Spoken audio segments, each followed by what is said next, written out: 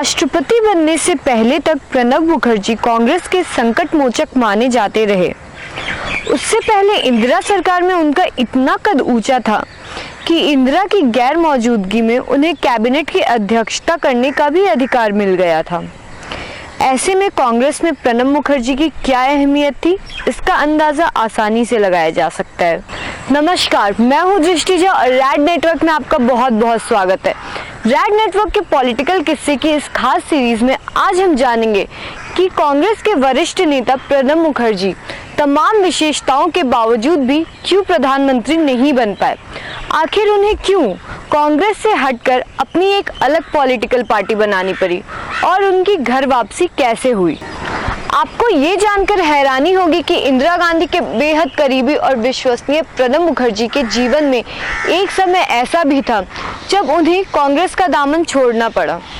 दरअसल जब राजीव गांधी प्रधानमंत्री बने तब अपने करीबी लोगों के कहने पर प्रणब मुखर्जी को पार्टी से निष्कासित कर दिया, जिसकी वजह से उन्हें अपनी एक नई पार्टी बनानी पड़ी। ऐसा तब हुआ जब इंदिरा गांधी की मौत के बाद राजीव गांधी को प्रधानमंत्री बनने के लिए तैयार करने में प्रणब मुखर्जी ने बहुत ही महत्वपूर्ण भूमिका निभाई। फिर ऐसी क्या वजह थी कि प्रणब मुखर्जी को अपनी एक अलग पार्टी बनानी पड़ी। दरअसल प्रणब मुखर्जी लगातार इंदिरा के करीबी होते गए और वो खुद को इंदिरा का उत्तराधिकारी समझने लगे। इंदिरा की मौत के बाद उन्हें अपने समकालीनों में सरकार चलाने का शायद सबसे ज्यादा तजुर्बा था, इसीलिए उन्हें लगा कि इंदिरा की मौत के बाद उन्हें ही मौका मिलेगा। लेकिन ऐसा नहीं हुआ।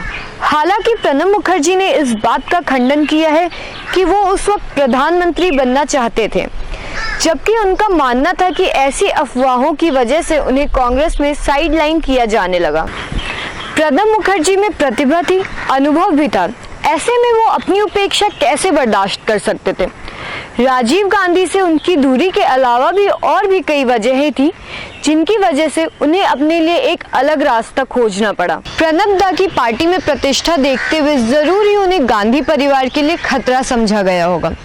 संभव है इंदिरा के बाद उनकी हैसियत कम करने की कोशिश की गई। यही वजह है कि उन्हें पार्टी से साइडलाइन किया जाने लगा।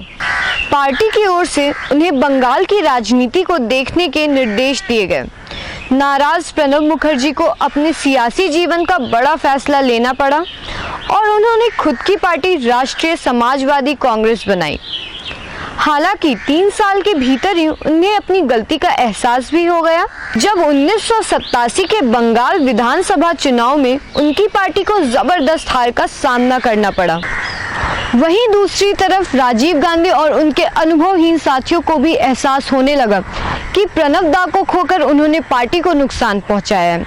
लिहाजा दोनों तरफ से सुलह की कोशिशें होने लगी और 1989 में प्रणब ने अपनी पार्टी का कांग्रेस में विलय का ऐलान किया। प्रणब के लिए ये दौर काफी मुश्किल था। इस दौरान न सिर्फ उनको मंत्रिमंडल से निकाला गया बल्कि उन्हें 6 साल के लिए पार्टी से भी निकाल दिया गया। अपने इस दर्द को प्रणब मुखर्जी अपनी किताब द ट्रबलेंट ईयर्स में भी बयां करते हैं। अपनी किताब में प्रणब मुखर्जी लिखते हैं कि इंदिरा गांधी की हत्या के वक्त राजीव गांधी पश्चिम बंगाल के मिदनापुर में चुनावी सभा कर रहे थे। उनके साथ प्रणब मुखर्जी भी थे। दोनों इंडियन एयरलाइंस के विशेष विमान से दिल्ली के लिए रवाना हुए। इस दौरान प्लेन में ही पता चला कि इंदिरा गांधी अब नहीं रही। इसके बाद तय किया गया कि राजीव गांधी को अगला प्रधानमंत्री बनाया जाएगा और राजीव गांधी को राजी करने की जिम्मेदारी प्रणब मुखर्जी को ही दी गई। प्रणब मुखर्जी लिखते हैं कि मैं राजीव को एयरक्राफ्ट के पीछे की तरफ ले गया और उनसे प्रधानमंत्री का पद संभालने की गुजारिश की। राजीव ने मुझसे सीधा सवाल किया, आपको लगता है मैं संभाल पाऊंगा? मैंने कहा, हाँ, हम सब आपकी मदद के लिए हैं और आपको हम सभी का समर्थन है। प्रणब दा ने अपनी किताब में लिखा है कि कैबिनेट में शामिल होने के फैसले किए जा रहे थे। मुझे कभी नहीं लगा था कि राजीव गांधी मुझे अपनी कैबिनेट का हिस्सा नहीं बनाएंगे। पार्टी में भी किसी ने इस बात का संकेत नहीं दिया था। मैं कॉल का इंतजार करता रहा लेकिन कॉल नहीं आया। उन्होंने मुझे कैबिनेट का हिस्सा नहीं बनाया था। मुझे बहुत दुख हुआ।